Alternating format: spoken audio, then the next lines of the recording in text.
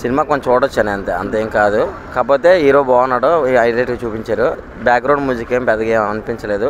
Cinema అయితే ఒకసారి family theatre మీద చూడొచ్చు. అంత హిట్ కాదు, అంత ఫ్లాప్ కాదు, యావరేజ్ అనమాట చూడొచ్చు. మరి మహేష్ బాబు త్రివిక్రమ్ అనగానే మనకి కామెడీగా చెప్పుకోవచ్చు, కుటుంబ సమేతంగా వెళ్ళి చూడొచ్చు అంటారు. మరి దానికి ఫ్యామిలీ ఆడియన్స్ రావచ్చు.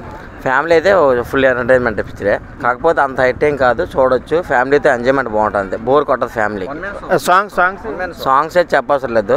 మొత్తం సినిమా అంతా కట్టుబడి మహేష్ బాబు కూడా వన్ మ్యాన్ షో ఆడ కూడా కష్టపడ్డాడు. మిగతా 9 చేశాడు, మహేష్ బాబు క్యారెక్టర్ 9 చేశాడు.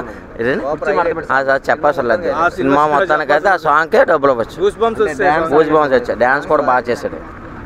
తర్వాత మరి ముఖ్యంగా మరి డైలాగ్స్ ఏమైనా డైలాగ్స్ అయితే కామెడీ చెప్పవసరం లేదు. ఇప్పుడు ఇన్స్టాగ్రామ్ మొత్తం అయ్యే ట్రెండ్ ఫాలో అవుతాయి నాకు తెలిసి. ఈ ఒక డైలాగ్ చెప్పడానికి ఏం లేదు, కొన్ని చూడొచ్చు అంతే. బ్యాక్గ్రౌండ్ మ్యూజిక్ ఏమైనా? బ్యాక్గ్రౌండ్ మ్యూజిక్ పరం బొక్క.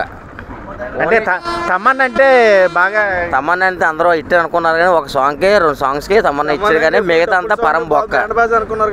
తమన్నా వల్ల సగం సినిమా డ్యామేజ్ అయింది యాక్చువల్ చెప్పాలంటే. సినిమా అయితే బ్యాక్గ్రౌండ్ ఏమీ లేదు, ఎంట్రన్స్ జగపతి బాబు బొక్క. సినిమా అయితే మహేష్ ఒకటే వన్ మ్యాన్ షో చేసుకోండి, ఆడ గురించి వెళ్తే వెళ్ళాలి సినిమాకి అంతే. స్టోరీ అయితే ఫ్యామిలీ పిక్చర్ అంతే, ఫ్యామిలీ అడ్వర్టైజ్మెంట్ అంతే.